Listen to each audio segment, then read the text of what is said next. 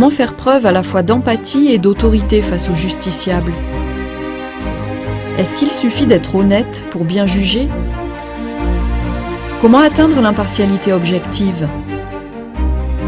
Comment concilier loyauté et indépendance? Comment être un bon juge?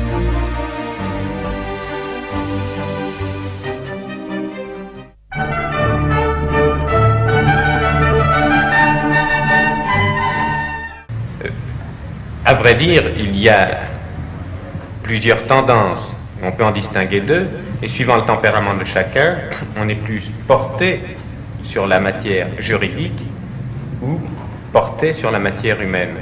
Mais en fait, il ne s'agit pas d'opposition, il s'agit d'une collaboration.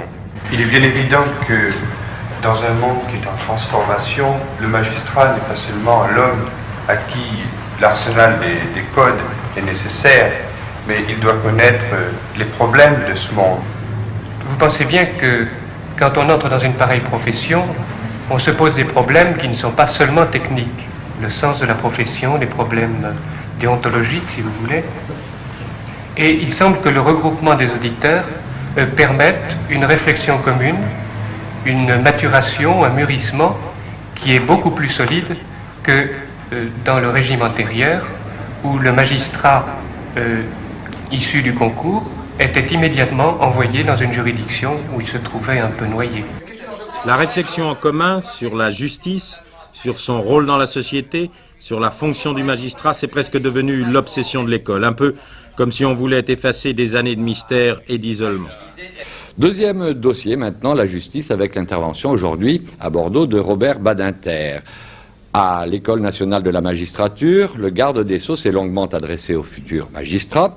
Vous êtes ici, leur a-t-il dit, pour le savoir, le savoir-faire et le savoir-être. Depuis sa création, l'ENM est un laboratoire de réflexion sur ce que doit être un bon juge. Selon les époques, les réponses ont pu évoluer. Dans les années 1970, il fallait être avant tout un juge au cœur de la cité. Dans les années 1990, un bon technicien. Et au tournant des années 2000, trouver le juste positionnement face aux justiciables et remplir au mieux son office de juge. Savant mélange d'impartialité, d'indépendance, d'intégrité, de légalité, d'attention à autrui, de discrétion et de réserve. Autant d'exigences qui fondent la confiance du citoyen dans sa justice. En perpétuel mouvement pour s'adapter aux évolutions de la société, l'école n'en est pas moins remise en cause régulièrement dans le débat public. Culture de l'entre-soi, absence d'ouverture sur le monde, manque de diversité sociale, jeunes magistrats inexpérimentés et immatures, tels sont les principaux reproches adressés à l'ENM. En dépit de ces critiques, l'école s'emploie à relever deux défis majeurs depuis quelques années. Le défi du nombre et celui de la diversité des publics formés. Auditeurs de justice en formation initiale, étudiants ou en reconversion professionnelle, magistrats en exercice en formation continue, juges consulaires, délégués du procureur, conciliateurs de justice, conseillers prud'hommes ou encore magistrats étrangers. Malgré l'importante hétérogénéité de ces publics, l'école se fixe une même priorité pour tous, faire acquérir le savoir-être nécessaire au bon déroulement de la justice et favoriser la réflexion collective sur la déontologie.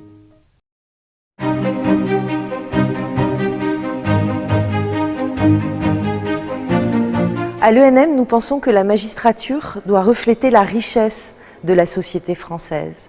Diversifier les profils des élèves magistrats répond à cet objectif. Aujourd'hui, le recrutement permet à des étudiants venus de filières universitaires très différentes, droit, sociologie, histoire, sciences politiques, d'intégrer la magistrature. Mais nous formons aussi des personnes issues du monde du travail, ayant déjà une riche expérience professionnelle. Tout le monde a sa place dans l'école de 2019. Ces 2 dernières années, l'école a ainsi accueilli en formation initiale près de 50% de professionnels en reconversion, issus du secteur public ou privé. Avocats, gendarmes, policiers, juristes ou chefs d'entreprise, enseignants. À cette diversité professionnelle s'ajoute une volonté de diversité sociale. Les 3 classes préparatoires égalité des chances accueillent ainsi chaque année 54 élèves boursiers méritants afin de les accompagner dans la préparation du premier concours d'accès à l'ENM. S'inscrire dans la société actuelle, c'est aussi s'ouvrir sur le monde. C'est découvrir, à côté des enseignements techniques en matière pénale et civile, tout un ensemble d'enseignements plus généraux. L'organisation pédagogique de l'école est ainsi construite autour de 8 pôles d'enseignement, dont 2 pôles techniques et 6 pôles transversaux, consacrés à l'administration et la communication judiciaire, à la dimension internationale de la justice, à l'environnement et aux humanités judiciaires, enfin à la vie économique et sociale. Ces pôles transversaux représentent 48% du temps de formation en formation initiale. En formation continue, 61% des modules proposés, en dehors des sessions liées au changement de fonction, ne relèvent pas des pôles cœur de métier dédiés à la justice civile et pénale. L'objectif de l'école, ce n'est pas seulement de faire du magistrat un bon technicien, c'est aussi de le mettre en contact avec les réalités. Un magistrat se doit de connaître ses partenaires et l'environnement dans lequel il intervient, car les décisions qu'il va prendre s'inscrivent dans un contexte bien particulier. Cette ouverture est mise en œuvre à l'ENM à travers des déplacements ou visites des stagiaires dans les services d'enquête, les services pénitentiaires, les sites sensibles. Au niveau du savoir-être de magistrat, j'ai trouvé que ça nous permettait de rester humble et de se rendre compte concrètement qu'on ne travaillait pas seul et qu'on travaillait avec les autres. Et je trouve que c'est très important aujourd'hui de s'inscrire dans un réseau.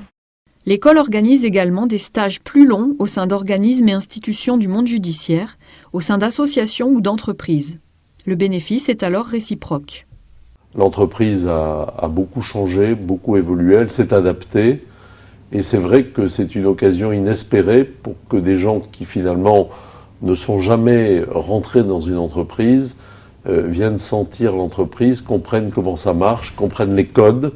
Je pense que c'est en se connaissant que l'on peut se comprendre. Et j'irais presque jusqu'à dire qu'il faudrait aussi faire l'inverse. Ça serait nous à venir à l'École nationale de la magistrature pour voir un petit peu aussi comment ça se passe. Pourquoi pas ?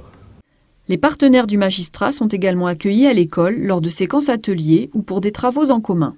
Des cycles de formation plus longs permettent enfin au public en formation continue d'approfondir leur formation et de valider de nouvelles compétences de manière collective. À l'ENM, nous souhaitons contribuer au développement d'une véritable culture du travail en équipe des magistrats avec l'ensemble de la communauté de travail judiciaire.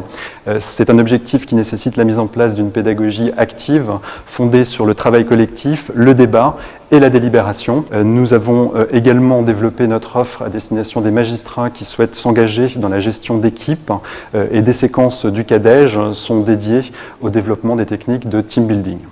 Eh bien, cet atelier, il m'apporte personnellement véritablement quelque chose d'engageant, d'intéressant. On fait part des expériences de chacun, avec le recul ensuite de la formatrice qui nous permet de valider certaines appréciations, certains angles de vue, et puis de pouvoir, dans le collectif, encore une fois, pouvoir obtenir des réponses à des situations qui parfois sont particulièrement complexes en juridiction. La réflexion sur l'office du juge et la déontologie peut également s'enrichir du regard des autres et profiter à d'autres instituts chargés de la formation des acteurs publics et des acteurs de la justice. C'est pourquoi l'école accueille et va régulièrement à la rencontre des autres écoles du ministère de la Justice et compte parmi les membres actifs du réseau des écoles de services publics en France. L'ENM assure par ailleurs quotidiennement la formation de magistrats étrangers et accompagne les écoles de formation judiciaire étrangères grâce à l'action de son département international. Les formations se déroulent soit en France, dans ses locaux, soit lors de missions auprès des instituts ou pays demandeurs. L'école s'appuie également sur des outils techniques permettant l'organisation de formations à distance. Pour autant, prendre de la hauteur et s'ouvrir n'est pas suffisant. Pour former les acteurs qui concourent étroitement à la justice en France, il est également fondamental de connaître précisément l'actualité et les besoins du terrain.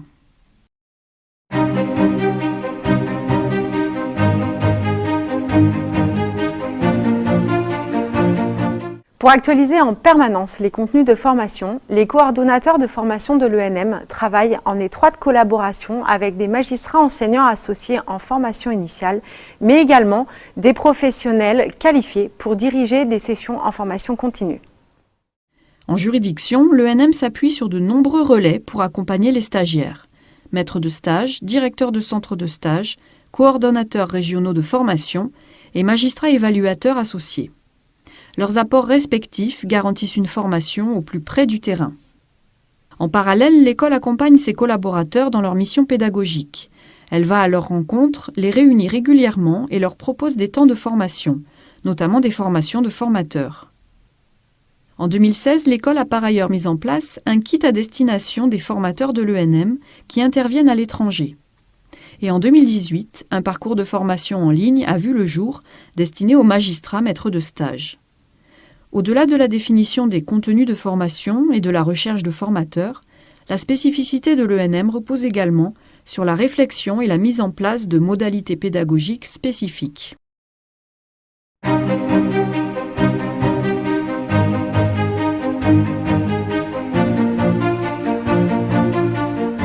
Chaque service de l'école réfléchit à mettre en place le format pédagogique le plus adapté en fonction de la séquence. Le travail en petits groupes, entre 10 et 20 personnes, que l'on appelle en formation initiale direction d'études, est le format par excellence à l'ENM.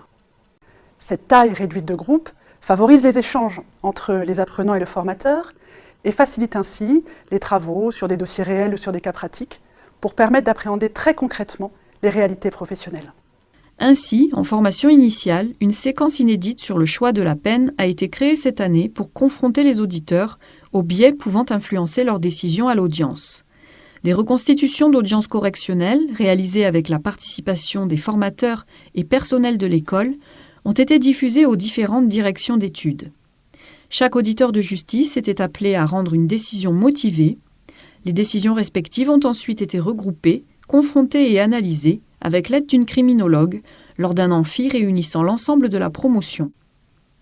En formation continue, de nombreuses sessions en petits groupes sont également proposées, permettant les débats et les échanges sur les pratiques professionnelles. Ce format se révèle particulièrement efficace pour intégrer des méthodes de pédagogie active et collaborative de type simulation, étude de cas ou quiz participatif. Les juges des enfants étudient par exemple des dossiers entre collègues, sous la supervision d'une pédopsychiatre. Les juges d'application des peines s'entraînent aux techniques de l'entretien motivationnel afin de mieux accompagner les condamnés souffrant d'addiction. Les parquetiers apprennent à traiter les comptes rendus d'enquête téléphonique avec des policiers. Enfin, l'accent est de plus en plus mis sur l'efficacité des modalités pédagogiques. Loin du face-à-face traditionnel, l'école innove chaque jour pour proposer des formations actions ou des modules en ligne et ainsi répondre individuellement aux besoins de formation de ces différents publics.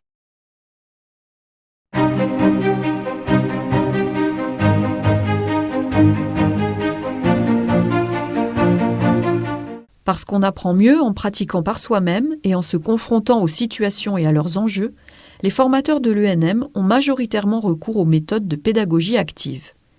Les simulations d'audience ou d'entretien judiciaire occupent ainsi une place importante dans le cursus des auditeurs de justice, mais également en formation continue. Ces simulations font souvent l'objet d'une captation vidéo pour permettre au stagiaire d'analyser son image et d'améliorer plus encore sa pratique. Cette méthode active est notamment utilisée pour expérimenter les techniques de communication avec les médias. On a toujours une inquiétude face à une caméra, face à des micros, face à des personnes, sur l'interpellation. À l'audience, les choses sont un petit peu médiatisées. Quand on est là confronté directement à des personnes, soit des journalistes, des citoyens, c'est un autre rapport qui peut insécuriser, mais qui est très riche. Donc les méthodes de média training, tout ce qui sollicite un peu sa personnalité, sont très stimulantes, c'est très formateur et ça laisse des souvenirs. Je trouve que c'est un bon moyen de pédagogie. Pour dégager le maximum de temps consacré à ces exercices pratiques, l'ENM investit de plus en plus la pédagogie inversée, notamment en formation initiale à destination des personnes recrutées par la voie du concours complémentaire ou de l'intégration directe. Il s'agit pour l'apprenant d'acquérir les bases théoriques en autonomie, en amont du cours, ce qui favorise la richesse de l'échange et des exercices avec le formateur en présentiel. Le recours à une pédagogie hybride est particulièrement efficace lorsque le temps de face-à-face pédagogique est restreint. Cette modalité permet de former un public nombreux en un temps limité en fonction du rythme de chacun. Ainsi, en 2018, près de 8500 conseillers prud'hommes ont bénéficié de 5 jours de formation hybride, un parcours en e-learning validé à hauteur de 3 jours de formation et un atelier en présentiel validé quant à lui à hauteur de 2 jours. C'est la première fois que l'école a recours à un tel dispositif pour valider une formation. Ce choix s'est avéré pertinent puisque sur 7834 conseillers ayant validé leur parcours, En e-formation, le taux de satisfaction moyen s'est élevé à 88,2%. En ce qui concerne les publics en reconversion, l'ENM adapte également sa pédagogie, notamment par le recours aux groupes de niveau. Pour ces publics, que sont les stagiaires des concours complémentaires et les candidats à l'intégration directe, l'école est soumise à des contraintes de temps qui sont fortes. L'ENM s'est donc naturellement intéressé à des méthodes pédagogiques innovantes et à l'approche par compétences. Cette dernière permet en effet d'offrir une formation personnalisée car elle s'appuie sur des connaissances qui ont été acquises au cours des expériences professionnelles antérieures.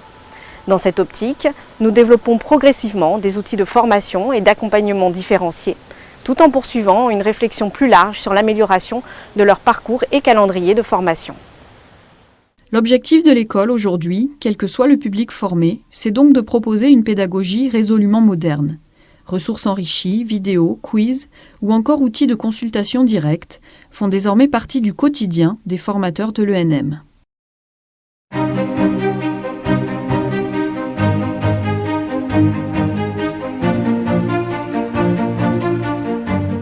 À l'heure de la diversification des publics formés à l'école et de l'extension de nos missions à l'étranger, peut-on encore parler d'une école nationale de la magistrature? En 2018, en effet, ce sont 28 000 personnes qui ont bénéficié d'une action de formation au sein de nos murs. Sur le territoire français, l'ENM forme désormais une communauté de partenaires qui concourent étroitement à l'œuvre de justice, et plus uniquement les magistrats professionnels. À l'international, notre modèle pédagogique, fondé sur des principes déontologiques forts, favorisant la réflexion mais aussi la mise en pratique, est aujourd'hui devenu une référence. L'école participe ainsi à la modernisation de nombreux instituts de formation judiciaire à travers le monde. J'y vois là l'influence croissante de la France pour renforcer l'état de droit à l'échelle internationale, mais aussi et surtout une marque exceptionnelle de confiance à l'égard de notre école. Nous sommes heureux et fiers de relever tous ces défis pour construire ensemble l'école de demain. L'école qui ne sera jamais une école de l'entre-soi, du repli sur elle-même, déconnectée du monde réel, mais bien une école de la réflexion sur l'office du juge et sur sa place dans une grande démocratie comme la France. Et quand les jeunes étudiants arrivent au CNEJ, le premier cours que je consacre aux théories générales, aux principes généraux, consiste à leur expliquer qu'ils ne seront pas des ronds de cuir et que s'ils s'imaginent qu'ils viennent dans la magistrature pour avoir un métier à mi-temps, eh bien il faut qu'ils aillent ailleurs.